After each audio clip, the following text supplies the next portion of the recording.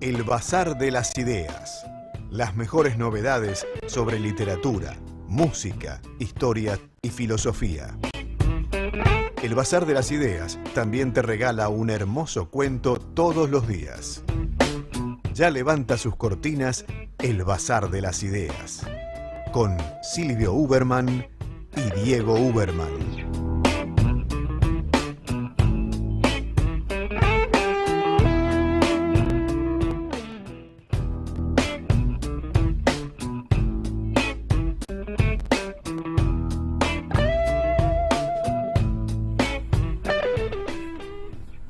Muy buenas tardes, ¿cómo les va? 2:05 de una tarde muy linda. Linda porque es primaveral, porque está grato el día, porque está muy agradable. Linda también porque a los riverplatenses nos ha ido bien anoche en Porto Alegre. Y entonces el sol salió dos veces. Una un poquito antes y otra cuando comenzaron a cantar los pajaritos bien temprano en la mañana. Ahora falta la buena. ¿Contra quién jugará River? Contra Boca, espero, o contra Palmeiras. Vamos a ver. Con quien sea, serán bienvenidos y serán dos partidos de esos que van a terminar de conmover a la afición futbolística de la Argentina y de muchos otros lugares del mundo donde viven argentinos y donde se sigue nuestro fútbol con cierto interés. Bueno, hoy tenemos un programa diferente porque hoy se cumplen aniversarios interesantísimos, pero sobre todo es diferente porque alguien a quienes ustedes hace algunos meses han visto en la pantalla de Demos y del Bazar de las Ideas transmitiendo directamente desde Tel Aviv, hoy transmite directamente desde Buenos Aires. Daniel Blumenthal, que es corresponsal en Oriente Medio, que es un amigo muy querido y que en aquella oportunidad fue uno de los primeros con quienes tomamos contacto a larga distancia. Concretamente fue el segundo, la primera fue la transmisión que hicimos desde el Museo del General San Martín en Granburg. Bueno, después charlamos esa tarde con Daniel Blumenthal sobre temas del Medio Oriente y cómo se ve el mundo y cómo se ve la situación de la humanidad desde ese lejano confín. Bueno, hoy está de visita en Buenos Aires y ha tenido la enorme gentileza de aceptar nuestro convite. ¿Cómo estás, Daniel? Bien. Bienvenido. Bien, festejando y gozando de la primavera de Buenos Aires. Bueno, vos venís de mucho calor, ¿no? Mucho calor, pero ya es otoño en Israel, a pesar de que las medias temporadas en el Medio Oriente son teóricas, más bien, porque la primavera o el otoño son muy similares en un extremo y otro del año, y el invierno es muy breve, por lo menos en Israel, el invierno es muy breve con todas las lluvias que caen en el año prácticamente son esos 3-4 meses de invierno. ¿Y el invierno entre qué mes y qué meses? El invierno es, digamos, calendariamente entre el 21 de diciembre y el 21 de marzo. Al revés que acá. Claro. Exactamente. Pero digamos que desde noviembre hasta marzo se puede sentir un poco más de invierno, lluvias. Luego, por lo menos en las zonas secas, desde abril hasta octubre no llueve.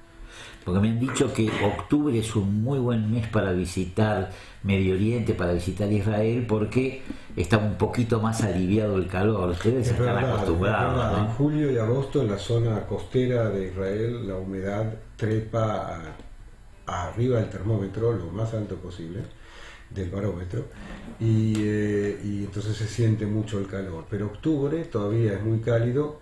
El mar está caliente todavía, una temperatura de 27-28 grados, que se arrastra del verano, y plano. El mar Mediterráneo en octubre prácticamente está plano, o sea que las puestas del sol frente al mar son muy bonitas, porque aquí las puestas del sol son frente al mar. ¿A dónde van a la playa los israelíes? Bueno, hay como 300 kilómetros de playa, desde el norte, desde Haifa, desde Acre, Nahariya inclusive, hasta Ashkelon. Por supuesto que no está todo abierto al público, pero frente a las grandes ciudades hay playas y en el camino. Nosotros vamos a la playa en Tel Aviv. Claro, que es una playa hermosa. Es una playa hermosa y Sí. además una costanera que la han hecho muy bonita para pasear. Se puede caminar desde el puerto de Tel Aviv hasta el puerto de Yafo, son unos 6 kilómetros de costa y se puede hacer todo caminando o en bicicleta y son las atracciones. Y hay restaurancitos, bolichitos. El asunto culinario... Venden choripanes, por ejemplo. Choripán no, pero hummus. Pero hummus, sí, y pitas. Pero el desarrollo culinario en Israel durante los últimos años es muy notable porque hay chefs que traen influencia de diversas culturas y es muy notable. Además, me imagino que aquí también programas de cocina, competencias de cocina Sí, en la televisión, totalmente. que justamente la gente se atrae mucho por esas cosas. Pero sí, comer bien.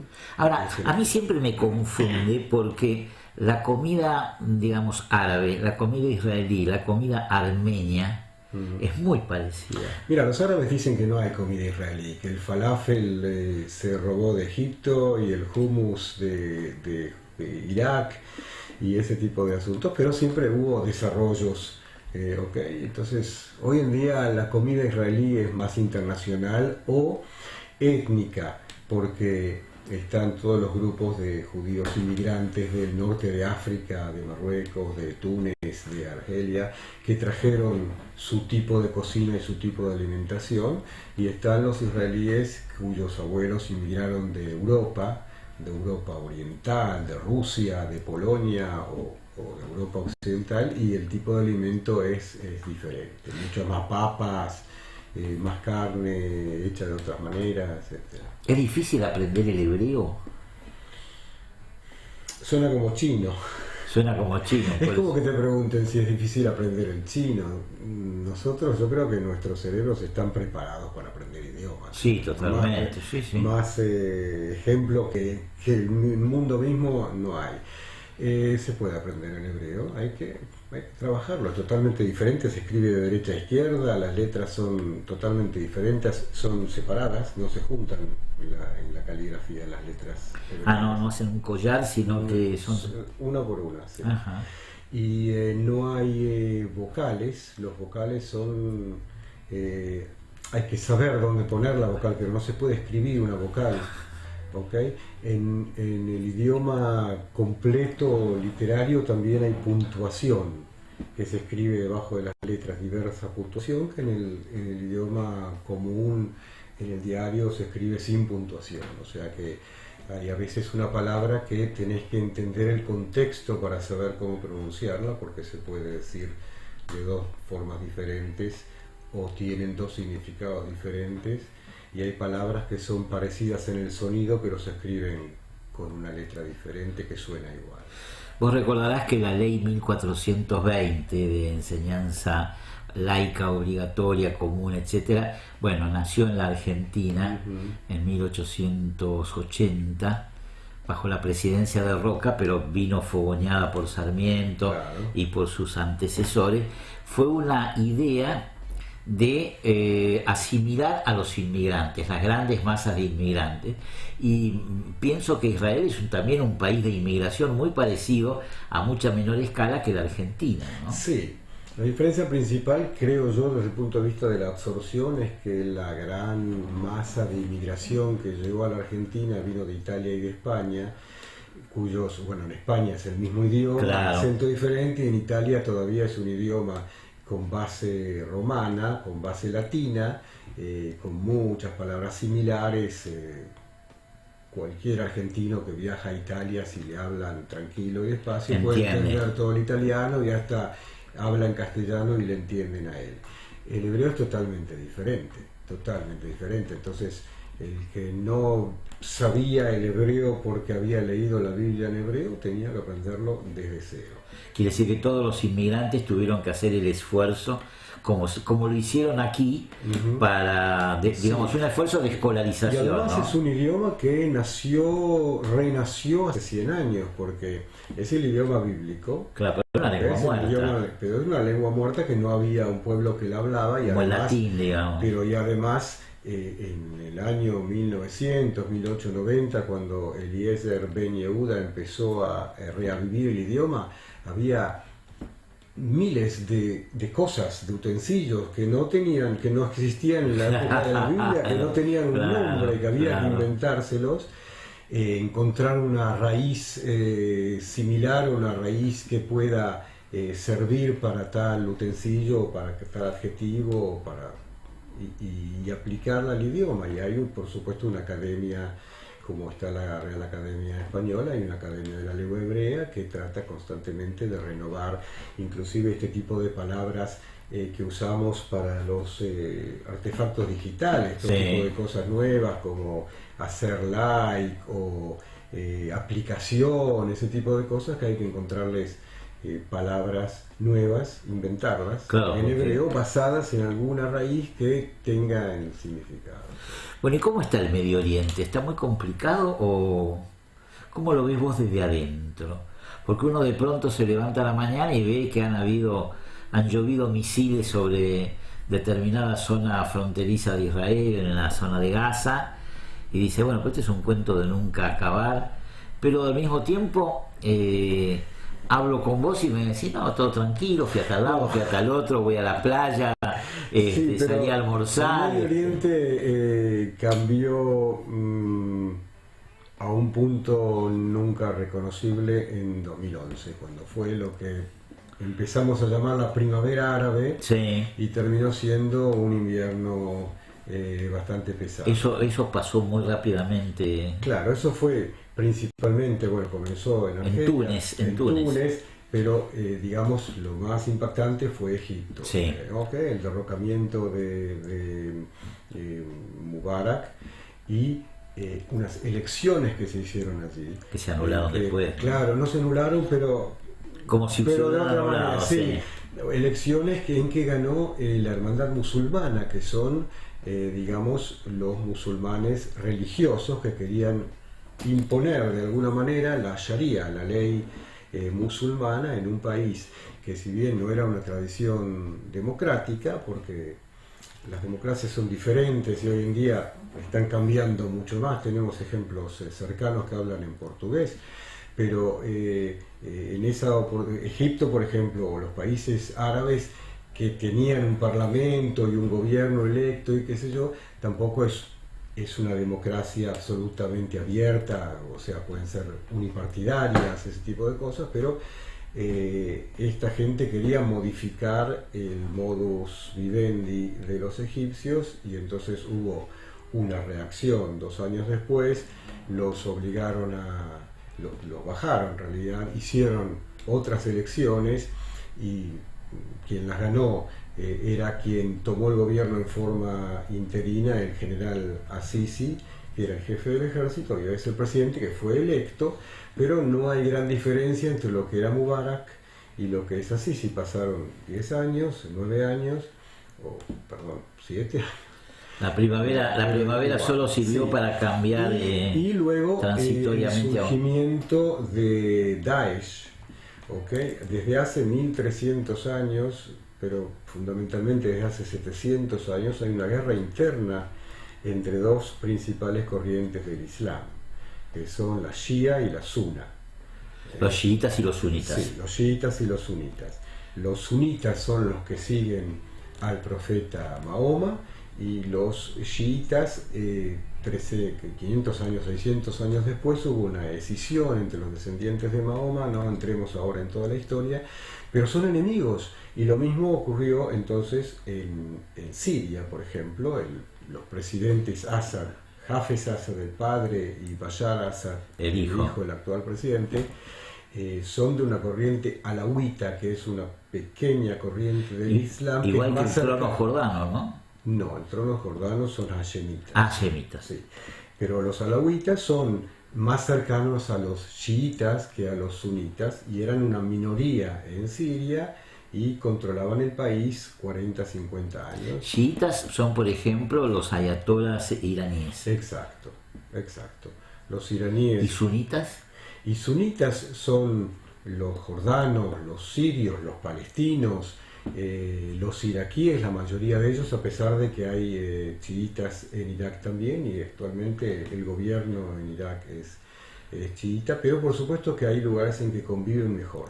Pero cuando surgió Daesh, Estado Islámico, y su aspiración ideológica y luego física de crear un Estado Islámico, comenzó toda esa guerra tan dura y la exportación de esa guerra con inmigrantes a Europa. ¿Se puede pensar que lo que se vive en Medio Oriente es finalmente una confrontación de religiones? Porque inclusive en Jerusalén está el catolicismo, están las etnias árabes, están las etnias judías, es decir, hay, y digo etnias porque no son los mismos los judíos ortodoxos y ultraortodoxos que los conservadores o los liberales. Y más aún, uno de los principales bases del conflicto entre palestinos e israelíes es que los palestinos reconocen a los judíos como una religión y no como una nación. Claro. ¿Okay? Los israelíes en Israel se reconocen como una nación. Entonces, al reconocer como una religión, dicen, ¿y por qué una religión tiene que tener un Estado? ¿Okay? En Francia hay cristianos, pero no es un Estado cristiano. Bueno, pero hay un sector del judaísmo ortodoxo que no reconoce al Estado de Israel, que también, sí, que digamos que se da la mano con esa ortodoxia árabe. Sí, también, y ¿no? no solo eso, están en el gobierno. Claro. Están en el gobierno. Tanto es así que están en el gobierno, pero... Forman parte del gobierno. Claro, forman parte del gobierno, inclusive uno de sus representantes es el ministro de Salud, pero no es el ministro de Salud, es el viceministro de Salud. Porque ellos no quieren reconocer, están en el gobierno, pero no quieren reconocer al Estado, entonces no pueden ser ministros. Claro, no es gobierno de qué Estado. Entonces no pueden ser ministros, son viceministros. Bueno, pues es una especie de acomodo Es una especie de al uso nuestro, ¿no? Sí, exactamente. Ah, muy interesante eso. Y bueno, ¿y ese panorama permite algún tipo de equilibrio, permite algún tipo de convivencia? Porque, por ejemplo, Israel logró la paz con Egipto, que no fue poca, y con Jordania. No sé qué va a pasar con Siria, no sé qué va a pasar con Palestina, que son sus otras fronteras, ¿no? Bueno, mira, Palestina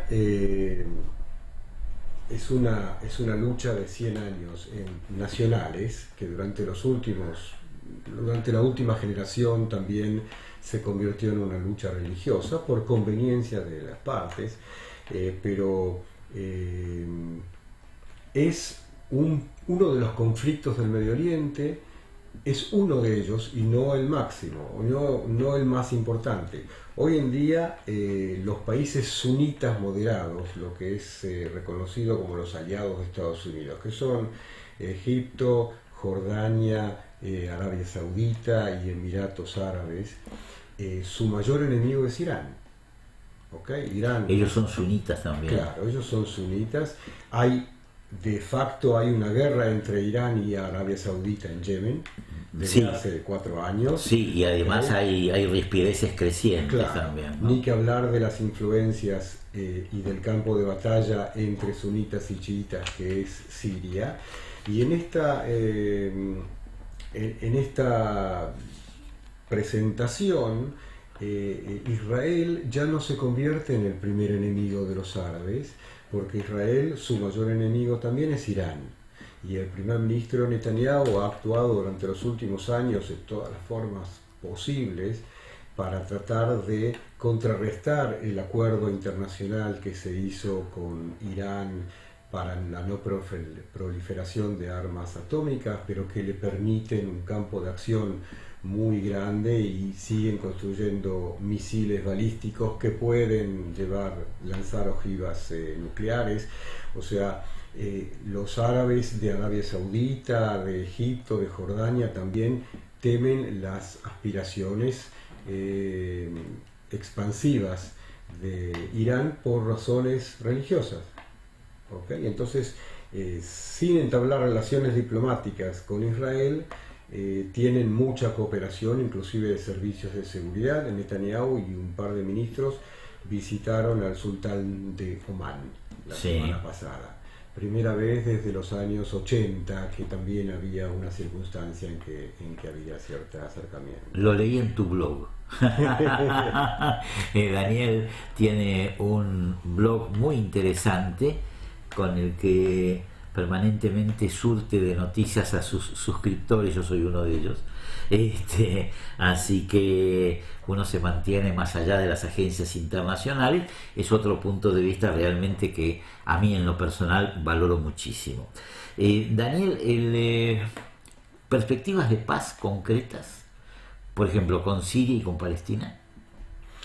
Con Siria no va a haber paz desde el punto de vista de somos hermanos, somos amigos. Como con Egipto, tomemos como el con auto Jordania. desde Jerusalén y crucemos la frontera hasta Turquía y hasta Grecia y Europa. No, eso no se va a producir por el más simple motivo que Israel aparentemente nunca va a devolver la meseta del Golán, porque si Siria es un país inestable, con el que hay una guerra civil como la que hay, como la que hubo, como la que está acabando, con millones de refugiados y millones de víctimas mortales y una destrucción total, ¿quién garantiza que una paz con un régimen en Siria siga siendo paz con otro régimen en Siria si cambia?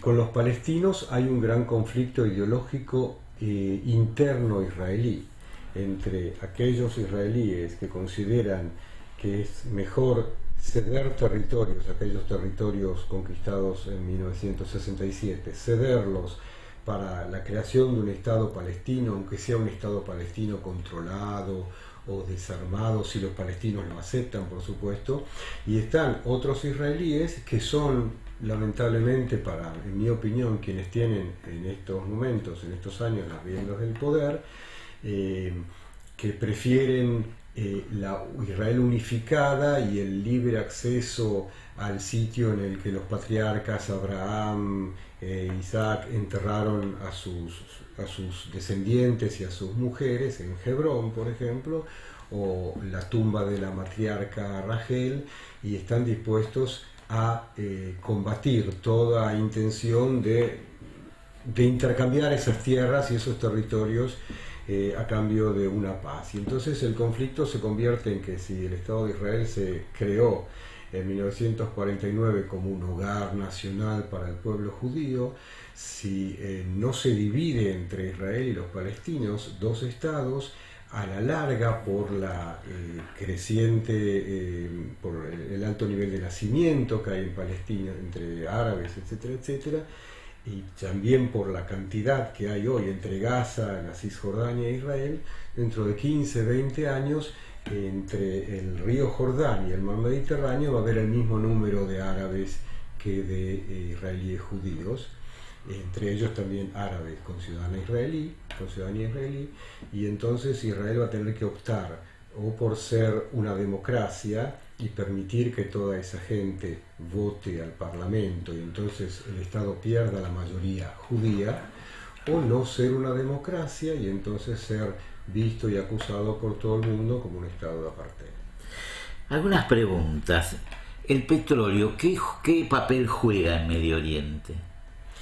Cada vez menos, porque los estados consumidores van creando energías alternativas, porque dependen mucho de las economías de las economías internacionales, y por eso no sube el precio del petróleo, porque las amenazas árabes de cortar el suministro y subir los precios ya no asustan, porque no son reales, porque las economías árabes, principalmente la de Arabia Saudita, necesita la exportación y el dinero entrante del petróleo, y el resto de los países pueden reemplazar temporariamente. En Israel se encontró mucho gas, no petróleo, pero sí gas. Como Argentina, Sí, porque Argentina es un país con petróleo, pero gasífero. mientras que Israel parece que lo mismo, no tiene... Sí, se encontró gas en el mar, Sí. que está siendo explotado, inclusive se está planificando una tubería a través de Chipre hasta Italia o Grecia para bueno. exportar el gas A Europa. a Europa, y también hay acuerdos de venta de gas a Egipto. Bueno, quiere decir que ese es un tema que, digamos, contribuye a la querella de la zona, o contribuye a la estabilidad y a la riqueza de la zona. ¿Quién fue el que dijo que el dinero no tiene color ni olor? Sí, Sisípido, Inodoro y Sí, Oloro, no sí. tiene color ni olor, entonces negocios hacen todos. Bien. Otra cosa, ¿y Rusia qué papel juega? Rusia tomó prácticamente el control de Siria, principalmente ante el abandono de Estados Unidos de esa zona, el interés de esa zona. Rusia tiene, como se dice, boots on the ground, tiene soldados en el territorio, tiene bases aéreas, tiene una base marítima en Latakia, en Siria. Es un actor importante en la guerra civil, ¿no? Es un actor importante en la guerra civil, no solo con el suministro de armas, municiones y dinero, sino también apretando los botones de las bombas y lanzando bombas desde aviones, en muchos casos en situaciones muy crueles contra ciudadanía civil. Israel también lleva a cabo ataques aéreos en Siria, muchas veces no los reconoce, otras veces sí. Contra bases iraníes. Contra ¿no? bases iraníes o contra la transferencia de municiones de Irán a través de Siria a Hezbollah en Líbano, o contra los esfuerzos iraníes de basarse en Siria. Y entonces hay una coordinación militar entre los ejércitos de Israel y de Rusia, porque sobrevuelan el territorio sirio para que no se produzca un choque entre Israel y Rusia.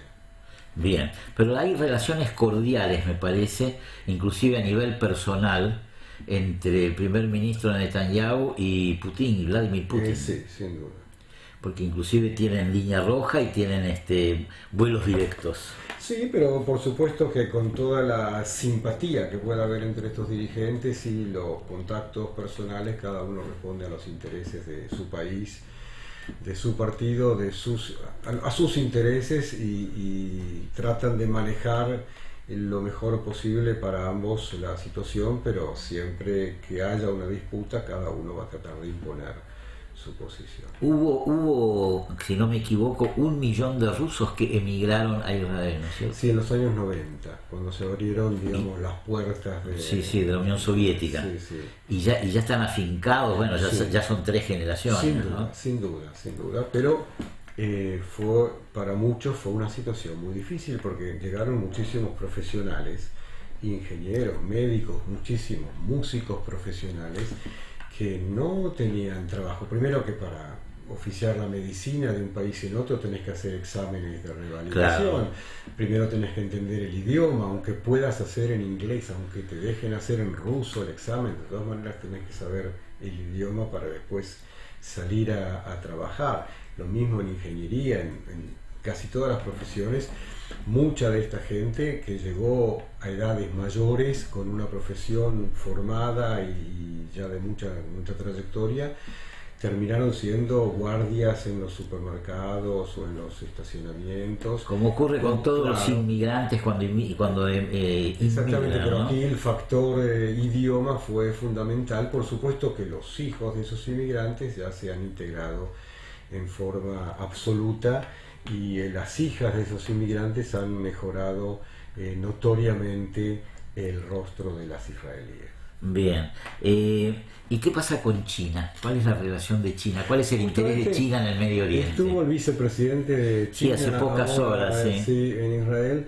Bueno, el interés de China en el Medio Oriente es el mismo que en todas partes, que en África, que en América. En Sudamérica. Tienen una economía impresionante y una cantidad, no sé, 1/3, 1/4 de la población mundial, que tienen que alimentar y promover, y ellos se meten en las economías de todos los países. Yo creo que el interés chino es guardar mercados. Bien. ¿Y Estados Unidos? porque hemos hablado de todos menos de un actor muy central en Medio Oriente como es Estados Unidos, tan o más central que Rusia, ¿no? Es que daría la impresión que el Estados Unidos de Donald Trump no quiere ser central en Medio Oriente.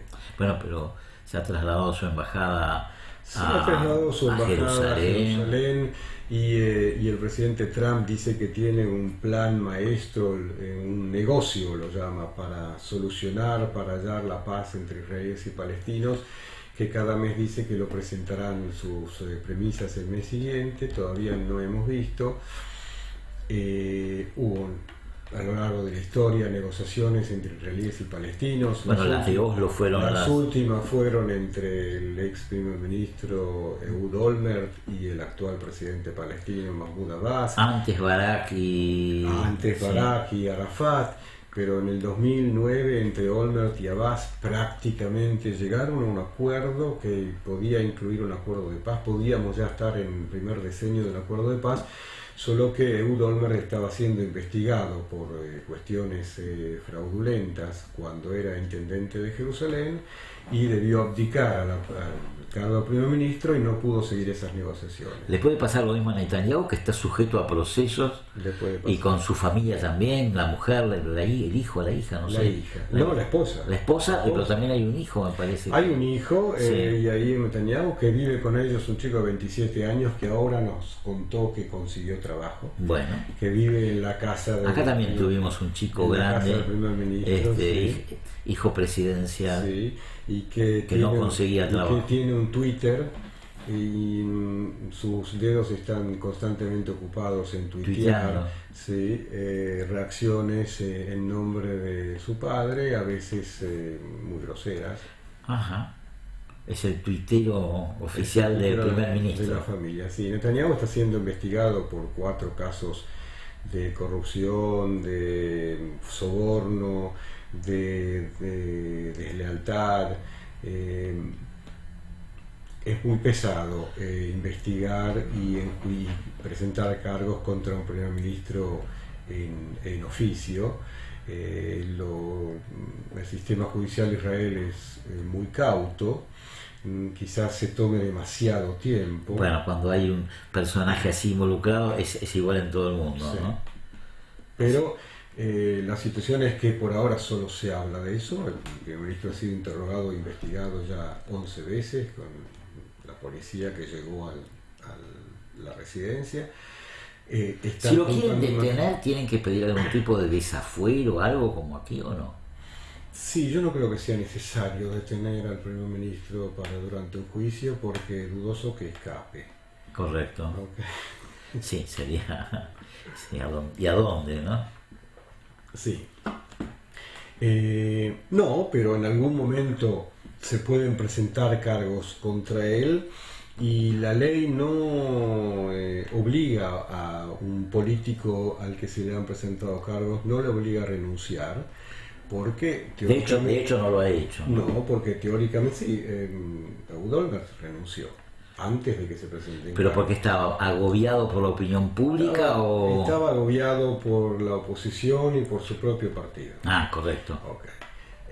Pero Aquí la coalición de gobierno lo respalda a Netanyahu y lo respalda, digamos, al extremo de no pedirle la renuncia ni un pedido de licencia. Netanyahu Ni nada, ¿no? logró, bueno, es el cuarto gobierno, son 11 años, Como Merkel está. pronto va a superar los años de gobierno de David Ben-Gurión, el fundador del Estado de Israel,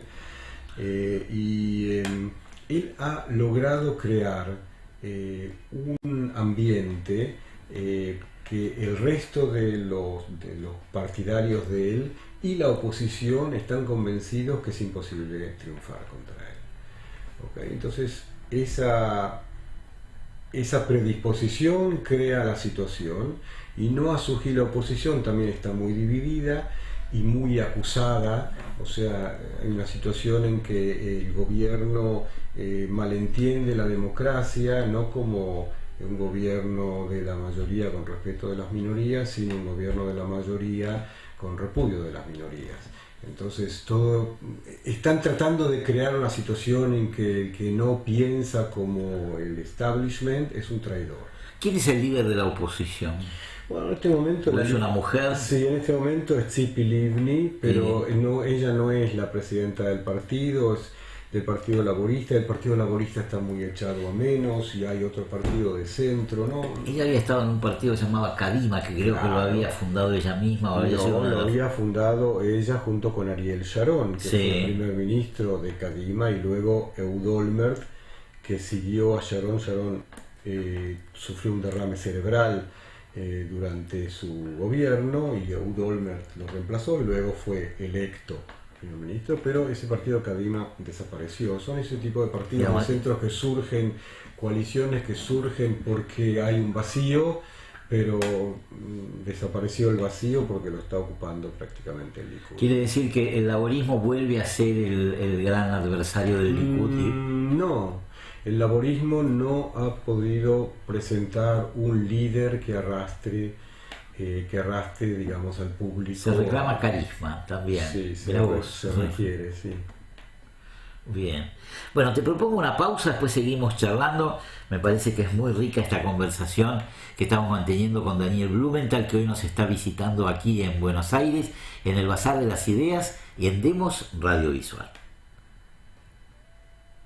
Literatura, música, historia y filosofía en Demos. Silvio Uberman y Diego Uberman presentan El Bazar de las Ideas. De lunes a viernes, de 14 a 16, en Demos Radiovisual. Con la primavera...